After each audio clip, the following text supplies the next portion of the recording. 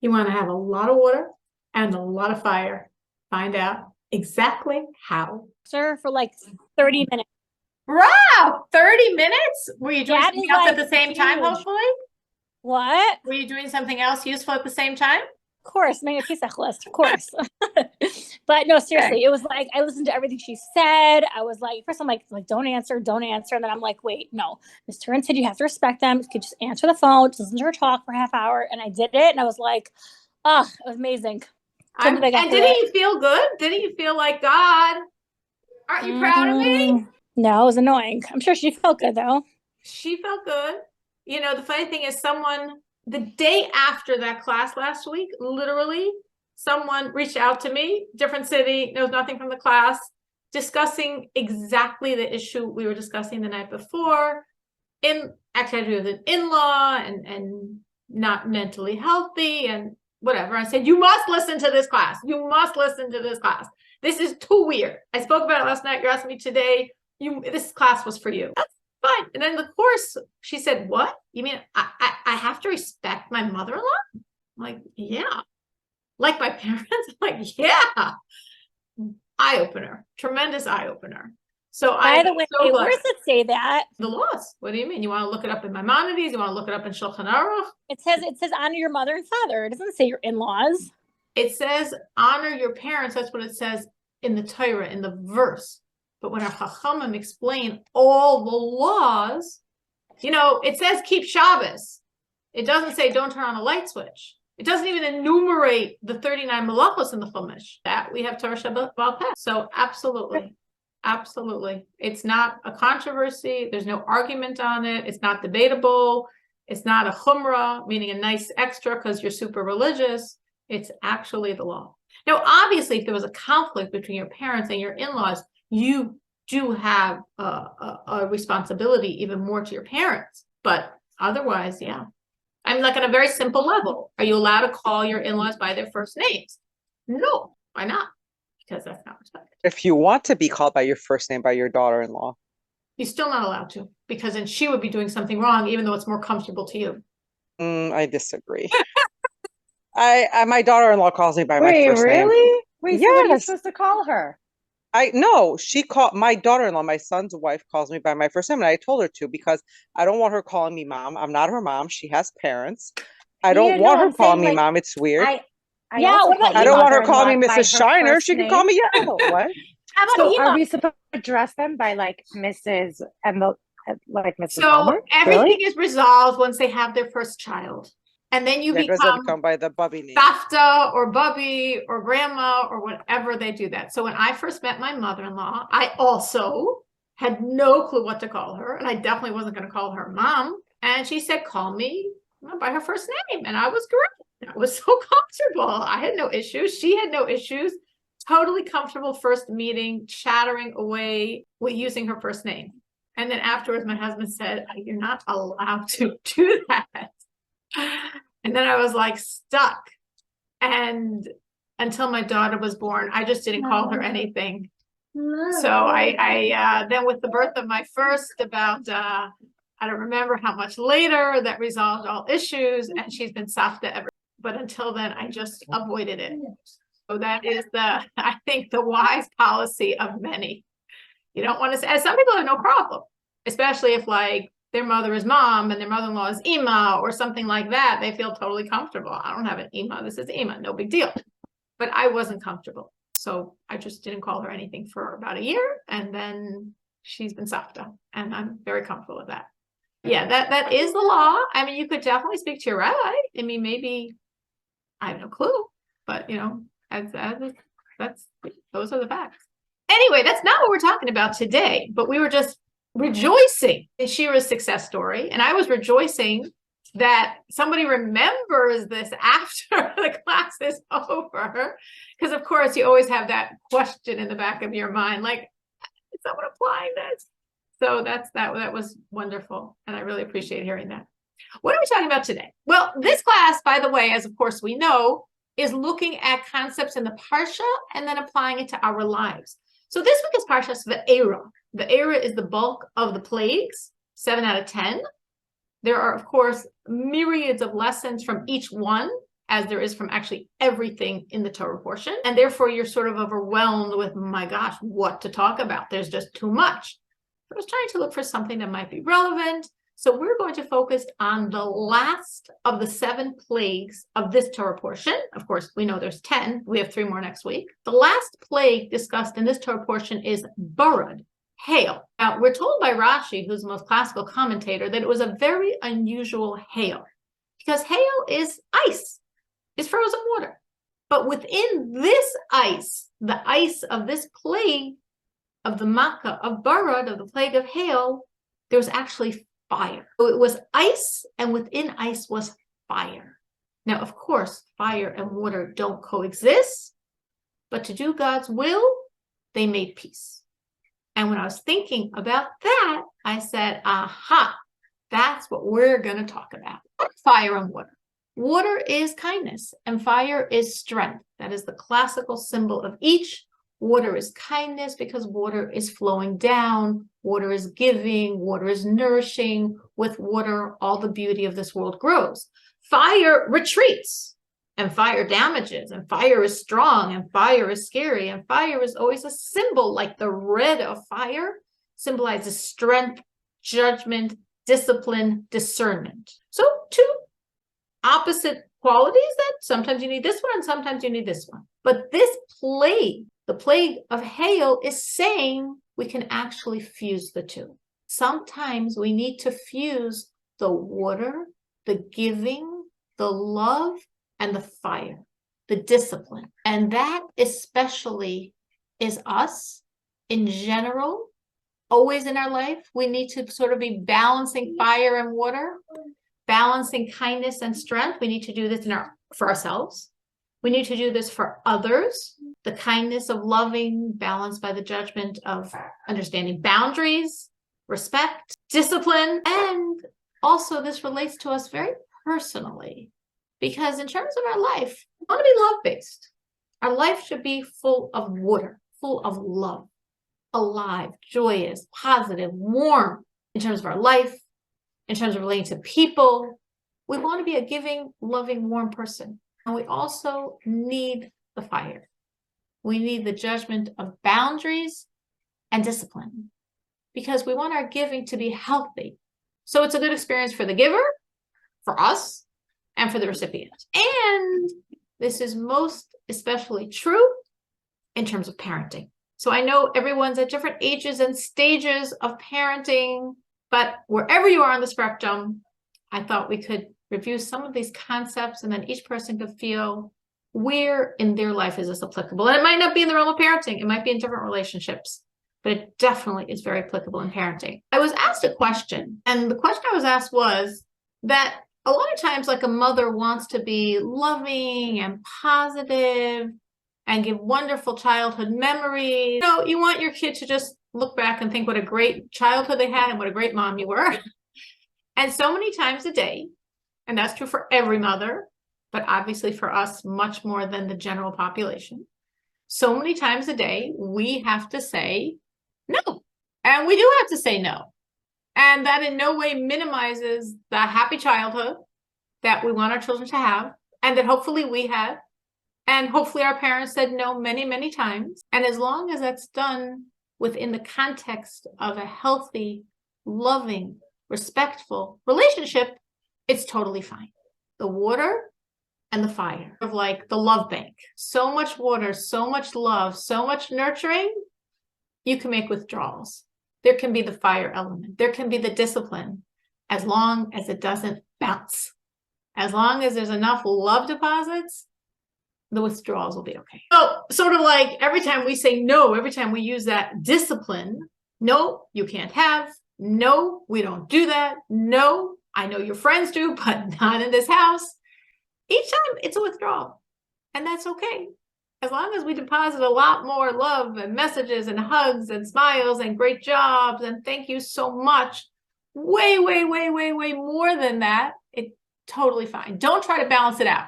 You should not have an even amount of deposits and withdrawals. You need a lot more deposits, but then it's okay. So that's a very broad, general concept of the water and the fire, the love and the discipline. A lot of love you want in your relationship with your children and in many other relationships. I'm just focusing on children, but again, use it as an example for something else. But for that relationship to be healthy and for that child to be healthy, a strong amount of fire, a strong amount of discipline. And that's the best thing for the children. Because as we all know, children feel much safer when there are clear and consistent boundaries. And we give them confidence when we can make boundaries and give them choices within those boundaries and empower them with age-appropriate responsibilities within the boundaries, within the love. Responsibilities are great. But a lot of times we have to say no. We have to say no a lot more times sometimes than we can say yes. And that's part of having a Jewish life. And there are a lot of no's. There are a lot of yeses, but there are a lot of no's. And maybe when you were growing up, you might have felt you got a lot more no's than yeses, and you don't want to give that to your children, or maybe you didn't, and you felt it was a little lacking. We balance that fire and water, that no and yes, that love and discipline by trying to give the children a message. The message you want to cultivate in your children, and to cultivate it in your children, you need to have it very strongly in yourself, is we're blessed. We're fortunate. We have the gift of knowing God in a way, unfortunately, most people in the world don't. They're good people. They just don't know. So why can he or she or da da da, or I see on TV, or I want it, or it's in the store, or all my friends are, we're blessed. We know God. We know what he wants from us. We're blessed we can be so close to him. Now you can say there's no way my 10-year-old or 15-year-old or 12-year-old or 18-year-old is going to buy that. But the truth is, if you buy it, if you believe it, if it's strong in you and it's the constant beat of the pulse in your life and in your home, it's not a question of will they buy it. It's their reality. They know it. They might still roll their eyes. Kids are really good at that. But that's not, I mean, we were also good at that when we were kids, you know. They roll their eyes. But underneath that, they know the truth. They know the truth because you're saturating your home with that truth. And you're saturating your home with that truth because that's what you really feel. And when you really feel it, it comes across. Anyone have any times when they've seen that, you know, despite the eye rolling, when they've actually seen that their children, maybe to them or maybe in another context, actually repeat some of those same messages that you've told them and assume they never were hearing? Anyone ever had that experience? I can totally relate to that. When the older siblings try to discipline the younger one with the exact same things you still say to them at their much older age, and they're like saying it off to the little one. It's pretty funny. So true. I see that it's so funny. Even my Pharaoh, my dove bear, who's 9 and Down syndrome, I see it in him. Very simple. For me to get him to make a blessing, a bracha before eating, of course, I always force the issue and I have to use a lot of discipline. But I notice when anyone else in the home is eating, he always runs over to them and says, bracha, bracha, very, very insistently. And he's very firm about it. And they must make that bracha. And I'm like, that's so interesting. Like, it's definitely a really clear way we see it. Anyone else? Anyone else has had that experience? I mean, my kids will, you know, I think I said this before, when it's 6:13 on the clock, you know, I say, you know, do mitzvah, I think Hashem for something. So now I hear them like reminding each other, okay, guys, think Hashem for something. So that's nice, because that's not like what I was saying or Dorit was saying, that one child is reprimanding the other. You're saying it's just like, hey, this is what we do, guys, you know? Yeah, it's just something like, you know, kind of caught on, and it's in the house. It's 6:13. This is what you do at this time. It's in the house. Exactly. That's exactly the goal. The goal is that whatever we're feeling, the positive feelings, the God feelings, the I'm blessed, I'm fortunate. Yeah, there's a lot of responsibilities with this life, but I'm really glad I have it. When we really feel that and we sort of like put it out there, like you can feel it in your heart of hearts, but you need a little to talk about it so the kids hear it. We're not really relying on their prophetic spirit, but the more consistently you feel it, the more they will feel it, especially when you talk about it and feel it and know it and exude it, and they just get it. even things that they roll their eyes at or make faces or resist, it's just getting inside. Maybe some of you remember having that same experience with your parents. It just gets inside. And then, like Dorit said, you find yourself saying those same words that you always heard. It's only coming out of your mouth. That concept is like the overlay. There's a lot of no's we have to tell our children. We do, for sure. On the religious level, in every area of their life, in their hygiene, it comes up, the no's or the yeses or the you must or you can, their eating, their foods, their school, their relationships, all day long. These are our kids. So there's a lot of no's we tell our children. We need that structure of the discipline, and we need to recognize, and of course what I'm saying might be so obvious to some, but some people have this feeling that discipline is like a bad thing. It's not a bad thing. It's a bad thing if it's not done with love. It's a bad thing if it's not done with calmness and with patience and with tranquility. Then it is a bad thing. Then it could be a very punitive, not nice tool of control. And I'm sure we've all seen people that use parenting that way as a tool of control, and it's not very nice, and you never want to do that to your child. But that doesn't mean discipline is not good. It means that discipline has to emerge from the chesed, from the water, from the kindness, from the love and the calm and the patience. The best parenting tool, as we're saying, of course, is your shining example. You can say, my example is not always so shining, but in front of your children, you want to polish it a little. Because imagine how much time you're saving by being this wonderful example, and then them absorbing all these wonderful things, as versus just being yourself and not so shining, and then you contending with all of their issues. If we like up our game when our kids are around and when they're not around but for them, long term, it's saving us so much. It's helping us so much. A lot of times you can sort of like talk out loud, sort of to yourself, and say what you want your child to hear. Or sometimes you can talk to them and sort of give them the messages when they're sort of saying something, but you can respond and like stop and think and really try to unravel them. Like, I get it that you don't want to daven. I get it you don't want to pray. I don't always want to daven. I don't always want to pray. Sometimes I'm rushed. I have to get to work. I don't have time. But then here's what you want to add. All that, of course, is true. But then I breathe. I remember how much better I feel after I daven. How this day is going to be so crazy. I even more need these prayers. And then I daven. That was a wonderful few seconds of educating your child. Understanding them, of relating to them, of being honest with them, and of pulling out your shining, beautiful example to give them a model of how they can handle themselves when they don't want to daven. Or maybe, let's say they're not talking to you then, or you don't happen to see that. I'm just giving the example of davening, but obviously this could be applicable for anything. If you know your child is struggling with davening, you can share to them or to someone else when he's around. You know, it was a real struggle for me to get myself to pray this morning. And then I remembered, but I thought.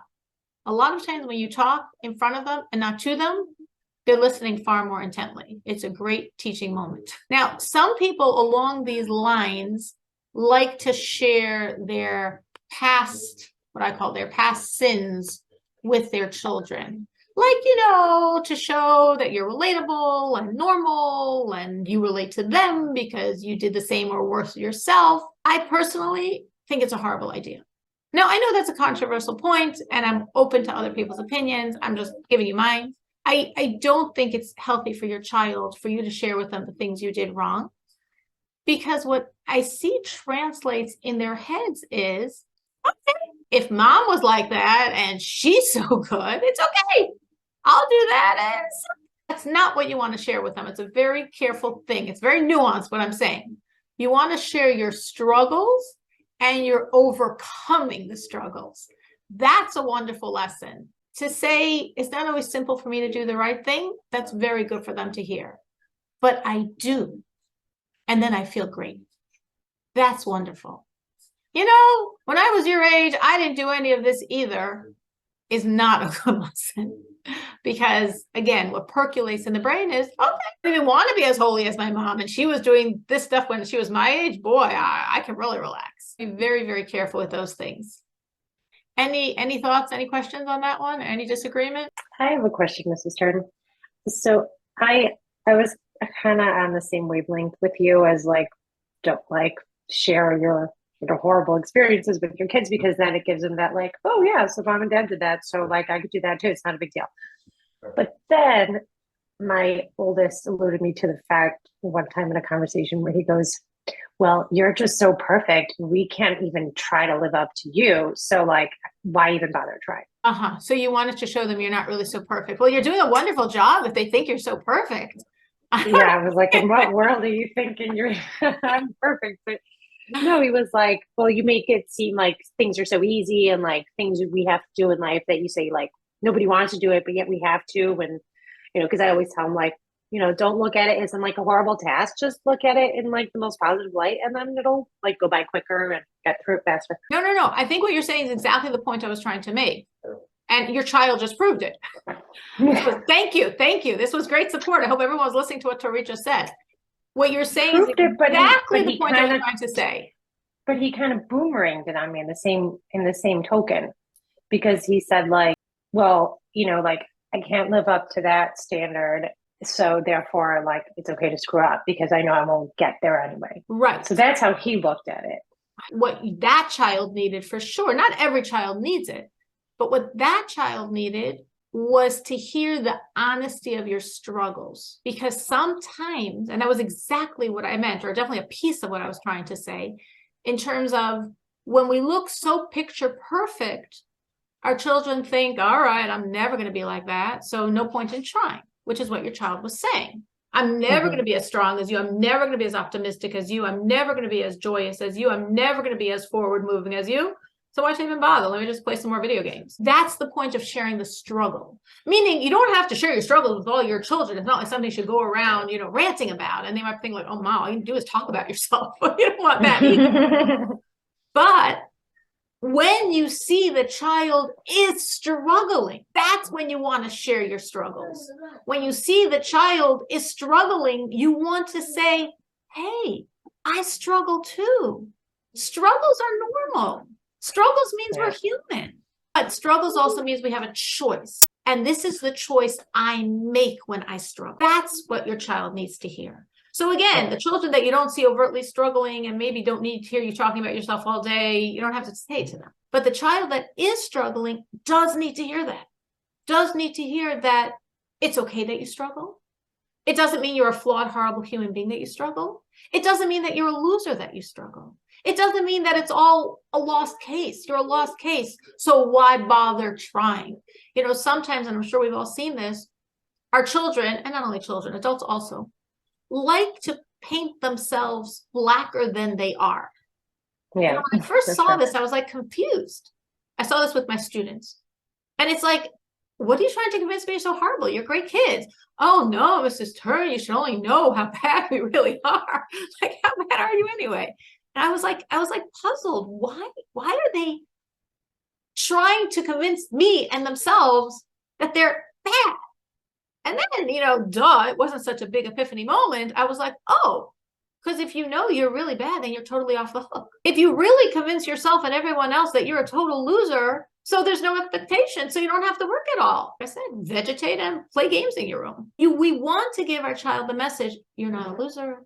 You're 100% normal. You're not a washout. You're not a failure. I struggle. I struggle every day. I don't give in. I overcome. I succeed with God's help, with maybe a few prayers and coins in the charity box, with pushing myself and putting a smile on my face, even though I don't feel it, with putting one foot in front of the other, even though I don't want to do that, I just want to vegetate. I struggle, but I keep moving. That's the message your child needs to hear, which does not correlate to, oh, when I was your age, I was doing the same thing. When I was your age, I was doing the same thing or worse.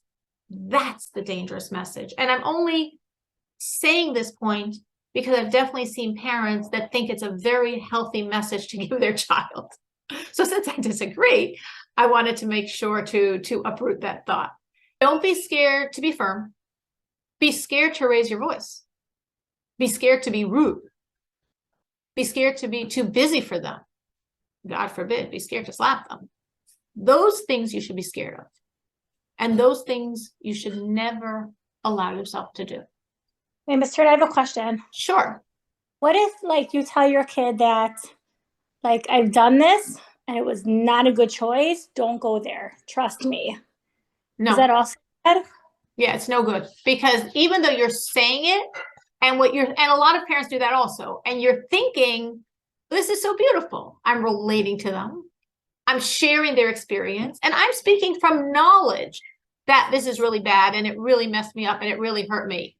The problem is a lot of kids, like a lot of adults, have selective hearing. So it's just sort of like I see this with like if you're trying to teach a law, halakha, Jewish law, and you say to the child or the adult, only when there's 5 conditions in place are you allowed to do this. And you enumerate all 5 conditions at length. And then the person walks out and say, yeah, the rabbi said I could do it. You're like, that's impossible. No rabbi could have said you could do that. No, the rabbi said I could do it. And then you're like, the rabbi said you could do it. You go back and the rabbi said, well, of course I said, if this, and this, and this, and this, and this, only then you could do it. So conveniently, the whole first sentence got like put in Never, Never Land. And they remember the line, the rabbi said I could do it. So children are like that, just like adults. And when you say, I did it and it was a really bad experience and it really hurt me and it really messed me up, what they hear is, I did it. And then they look at you and you're so amazing, and you're so perfect, and you're so wonderful. So they think, oh, my mother did it and she's better than I would ever want to be. So for sure, it's fine. Does it depend on the age? No, I think it's true for everyone. I mean, and I also think it's true peers, meaning I've also seen kids say this to kids. A lot of times, like you'll have, let's say, like, even among children, you could have your 20-year-old tell your 15-year-old, don't do it. I did it. It wasn't worth it. And the 15-year-old says or thinks or tells someone else, fine, I'll be just like you. I'll also do it. And when I'm 20, I'll tell someone else, don't do it. It wasn't worth it. That's like how they process. I want to have that experience too. You had it. I want to have it too. You got burnt. It's okay. You survived. I could get burnt too. Meaning they're not looking at their 20-year-old and thinking, oh my gosh, you're messed up for life. You're in an insane asylum. You're in prison. Then when you say, don't do it, I got burnt, they hear it more. My mother was a social worker in the public school system. And what she did, I remember her telling me that she would like to take her students to speak to prisoners, to go to the prisons, to hear from these guys, don't do it. I did it. And look where I am. That message is very loud. But if the 20-year-old's great, if the mother's wonderful, to say I did it and I got burnt so badly, the kid's like, yeah, okay, fine. I'll get burnt just as badly as you. No problem. Yehudi, did you want to add something? Yeah, 1 second. Sorry, I'm just in a different room. My son. Oh, 1 second, I just have to ask a question. So, what if it's something that your kids know that you did when you were younger, and it, like I met my husband when I was in high school. You know what I'm saying? Things like that, where my mother told me, oh, talking to boys, I did it because I wasn't from, but you shouldn't do it. And then my head was like exactly what you were saying, like I did it and looked like she was fine. So like, how do I do that with my kids? Like how do you switch that knob? You don't say it even though, yes. And that is a very, very good question. So what Yehudit is asking, and I'm just going to refocus the question because sometimes it was a little, hear other questions and it's a very, very realistic question. What about if your kid knows anyway? Can you then at least exploit the situation because they know anyway? And the answer is no. Even though they know anyway, don't ever pull that out of your bag of tricks. I did it. I did it. And I really suffered. Because again, all you're doing is reinforcing what they know, but maybe aren't thinking of at this moment, which is, oh, my mom did it. Like, okay, you're saying, don't talk to boys. And you're telling your child, you shouldn't talk to boys. I did. And they're like, yeah, it all worked out great. You got married to them. You have a wonderful life. You're so happy. It's a great thing to do, Mom. So even then, when they know anyway, you still don't want to remind them of what they know if you're trying to tell them not to do it. Eliza. So I remember when I was 16, my mom had taken me to see Les Mis, downtown. And as we're waiting for our car, there was a man. In hindsight, he was, tall, dark, and handsome, but he was my mother's age. So the fact that this man was like staring at me, I just felt creepy. Or I felt he seemed creepy. And then he came closer, and then he saw my mom. And he came over and started talking to her. And I thought, who is this man who's like staring at me and now talking to her like he knows her? And then he turned to me and said, I dated your mother. And even though you have totally different coloring, I know you are her daughter. I just kind of stood there thinking, you're not my father. And he walked away. Our car came, our car came at that moment. And I looked at my mom and said, so had you married him, I guess I'd be able to tan and I'd have dark hair and dark eyes and not blonde hair and blue eyes. And you're like, that was my 16-year-old thinking. My mom, so like here, sometimes you have the situation where like my mom was not looking to share anything. Now, I don't know, to this day, I don't know, was it 2 dates? Was it 3 dates? I have no idea. All I know is my mom looked at me and said, but Hashem meant for me to marry your father. And then she just changed the subject, like subject closed. And she's open with so many other areas. But here it was like there was just no going further. And it wasn't. So you're giving it as a model to Yehudit. Yeah, like even if your kids know, okay, even if they well, know, but you can still say something. And move on. Like my mom let me know. There's just no even asking about it. Right. And that's a good model. And of course, Yehudit is right. And I'm really glad she raised that question, because the truth was, I did have it in the back of my mind to mention that point, but I forgot. So I'm glad she remembered, because it is a very realistic issue for many people. And even if you're not going to share, your mother might, their grandparents in some chummy moment might say, oh, what your mother did. Obviously, these things could happen. But like Elisa is saying, firmness, we move on. And we definitely never want to pull it out from our bag of tricks, because it's not a good one. It just in the child's mind is like, you did it, you're fine. What I was saying was, there's a lot of things you should be scared about. Discipline is not being scared. But, being rude, not being respectful, not being loving, not giving the child enough time, those are things we could feel. There's a few things that we have to make sure we give our children. I sort of put it was love, respect, time, and attention. Now, I'm not saying that's the master list. I'm open to other ideas that I forgot. And obviously, there's more than 4 things we need. But when I think of it in terms of myself as a mother, or in terms of talking to someone who's a mother, these are usually what I feel are the core 4: love, respect, time, and attention. Every child, and the child doesn't have to be so young to still be called a child. Every child needs all 4. When I say love, we all know what the word love means, but I think an important point to mention is love isn't only that obviously you love your child. Every healthy mother loves her child, but that you show it to them in a way that they process that they are loved. It happens so many times. Again, I could be speaking to the children, not the parents, where the child could be 15, the child could be 25, the child could be older, doesn't feel loved by their parent. And of course, their parent loves them, but they don't process it as love. They don't see it as love. I can think of a woman I was speaking to. She was sitting shiva for her mother. The woman was like in her 60s. Her mother was like in her 80s. And when she went to clean out her mother's apartment, this is a true painful story. When she went to clean out her mother's apartment, she met some neighbor in the building, and the neighbor said, oh, you're so-and-so's daughter. Oh, she always was raving about you. She was so proud of you. And this 60-some-year-old woman was thinking, really? My mother was raving about me? My mother was proud of me? I never knew. She never shared that with me.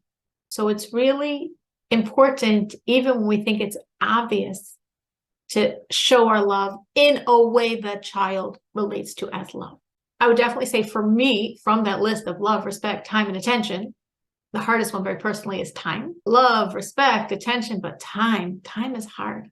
There's never any time. But a child needs time. How much time? How much? What's actually interesting this isn't about how much time the child needs. This is about another back time point, which is actually in the Hayom Yom, in one of the first writings of Lubavitcher Rebbe, but he's collecting writings of previous leaders of Chabad. And there it states, I believe in the name of the fifth Rebbe, that a parent should spend a half an hour a day thinking about the education of their child. I don't know if I meant a half an hour per child, but let's even take it as a half an hour a day.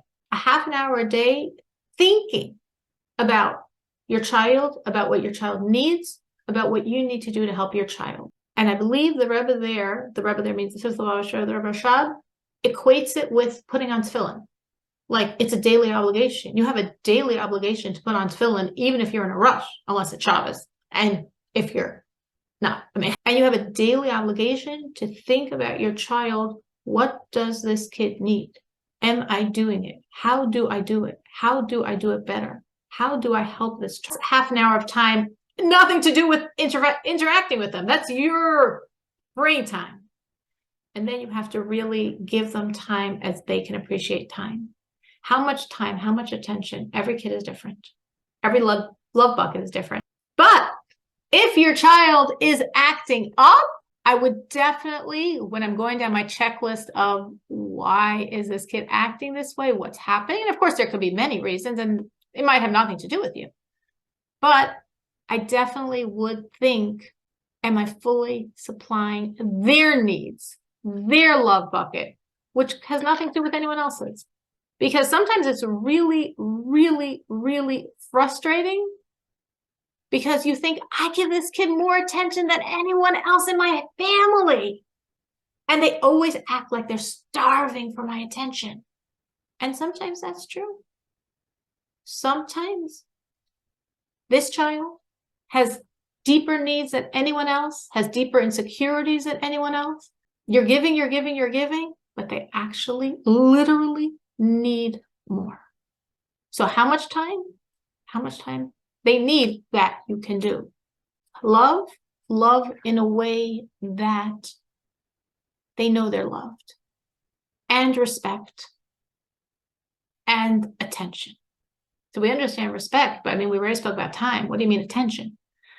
So the difference between time and attention is, I only put it there because I think for a lot of parents, we can spend time without really giving attention. But we feel very virtuous. We spent a lot of time. I spent the whole Sunday afternoon with my daughter shopping. Well, I was actually on my phone for 90% of it. I was giving her time, but I wasn't giving her attention. Do so much to take your kids on this outing, expensive or draining or long. They don't feel they had you because your phone had you, or you went with a friend of yours, two moms together, and the two of you were hanging out. You went shopping, but you brought a friend along. Like, there's time and there's attention. And I mention both because children need both. They need attention and they need time. But they need time and they need attention. And one without the other, honestly, we pay for it because they feel lack. They feel it. Good news is, if you're giving them the love, if you're giving them the respect, some people find it very easy to give respect because they know they want a respectful environment in their home and they want to be respected, and therefore they act respectful. And some parents have a hard time wrapping their brain around that, but it's really true. Got to buy it. And you give the time and you give the attention. In other words, you're perfect. Don't worry. Your child is going to have a happy childhood, a stable childhood, a supportive childhood that will help them grow into a happy, healthy adult. Now, of course, lots of things can happen in this world that are totally out of your control.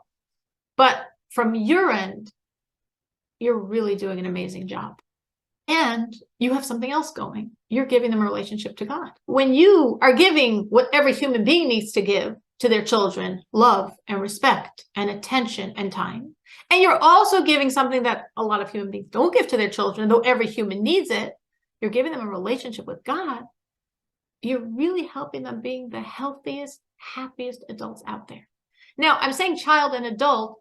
I do not mean in any way to imply that once the kids hit a certain age, all this stops. I remember a mother telling me as her children go older, it's just harder because their issues are bigger and there's less you can do about them. But you're always a mother forever. And definitely, I can say some nights with the majority of my children at home, I just go from phone call to phone call to phone call. And that's fine. I'm the mother. And again, different people have different perspectives on this. I have my children that call me. I have my children that I call them. I know some people feel that like, no, you're not supposed to do that. The kid's supposed to call you. Well, if they call you, that's great.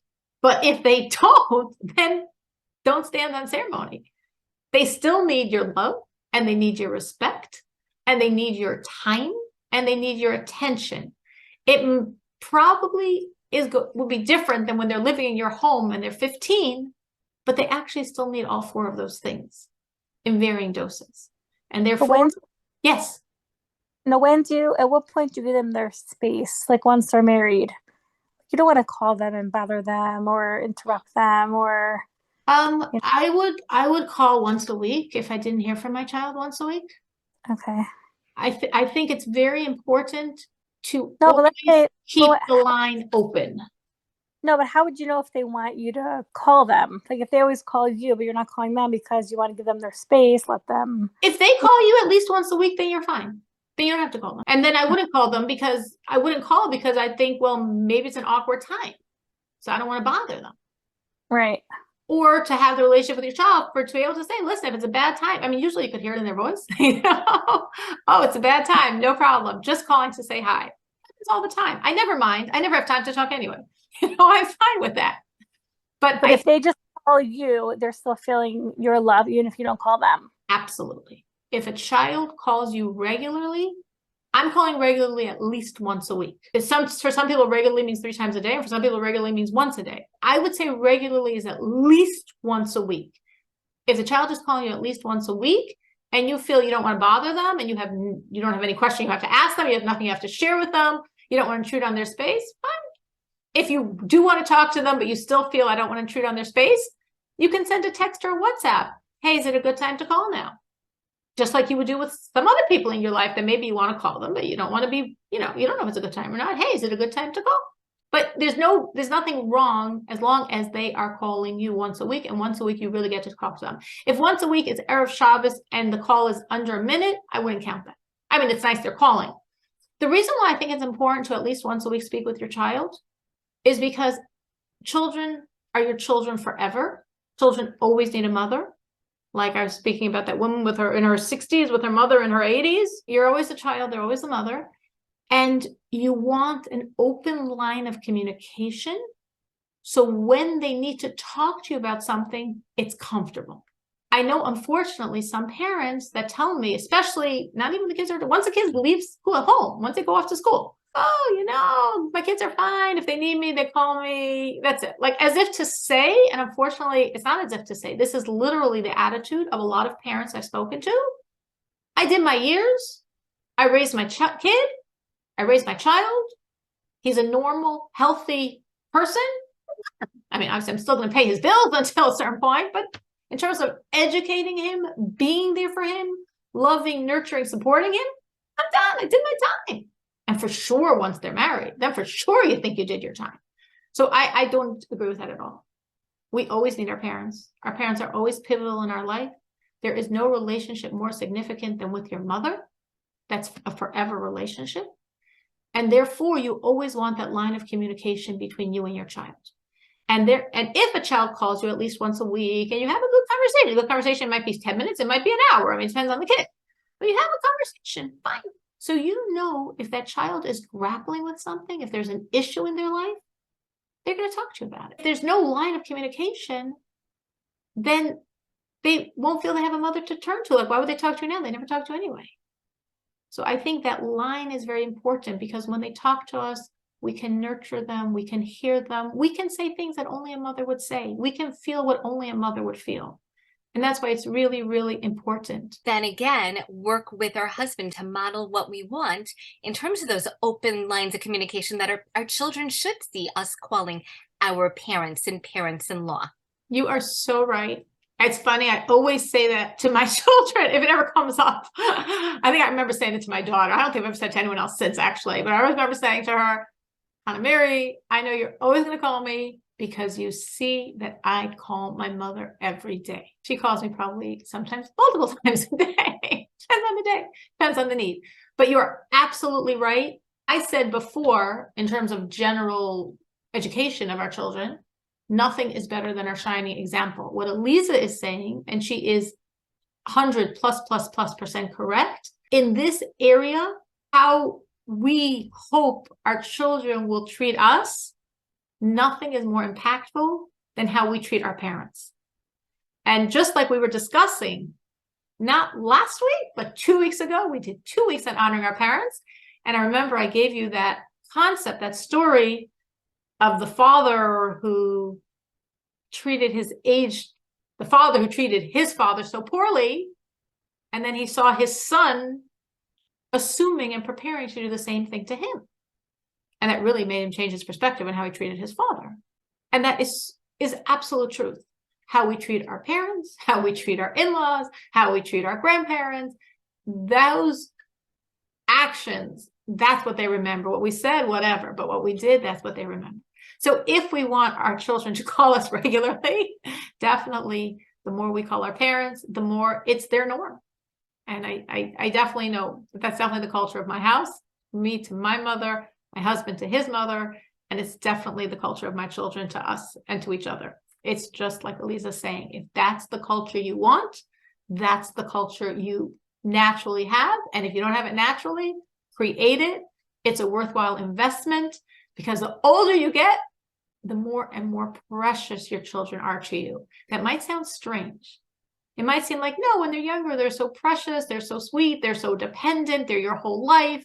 As you get older, you become independent. Not really. As you become older, they become even more precious to you. But it might be harder to create a relationship if it's not there. And that's why what Eliza's saying is so, so true. You know, what you're saying, Eliza, is so amazing. Because I think all of us who wouldn't think of it naturally, but we can fake it. I love what you said because it's a great way to give a child a sense of you're valuable. And we're all always striving to give our kids that sense of you're innately worthwhile. You don't want your child to feel you're worthy when you're good. You're worthy when you clean up. You're worthy when you get good grades. You're worthy when you do something and then I can brag about you. You want to give a child a sense of innate worth. And that was a beautiful lesson your grandfather gave you. And since you shared it with all of us, we can use that to piggyback on to give our children the idea of innate worth. Just want to, of course, we are totally not finished what I wanted to say. I am looking at the time, but I just sort of want to end with this point. It's a challenging world as we, race toward the redemption. We got a lot of challenges in our world, and our kids probably have more than we had when we were their age, and they might have more than we have now. But when we're giving the love and the respect and the time and the attention, it's a long list, it's a hard list. I don't minimize it because I think about it myself. When we really are focused on these things, the foundation is so solid. And then we're not done. I know it's a long enough list. And over that, we want to give them the discipline. And the discipline will be positive, and the discipline will help them grow, like pruning a plant, like focusing a light to make a laser beam. Discipline that's calm, that's consistent, and that's within the context of a joyous, loving household. I know it's a very long list, and I know it sounds like, yeah, my gosh, if my house looked like that, yeah, my discipline would also. But we need to know, and then we need to work towards the goal. So the goal of the love coupled with the respect, with the time, with the attention, and then the discipline. Calm discipline, consistent discipline within the context of a joyous, loving household. So what I wanted to speak about that we did not get to touch, but we are going to talk about next week, is some areas that nowadays we really have to discipline our children that maybe are sort of uncomfortable for us, that maybe we don't really want to do. But now that we're comfortable with discipline, Now that we know that fire and water coexist, and that when we have all that water, the fire is healthy, it's not harmful, then we can step up to our responsibility to really discipline our children in today's pretty challenging to be a parent and pretty challenging to be a child time.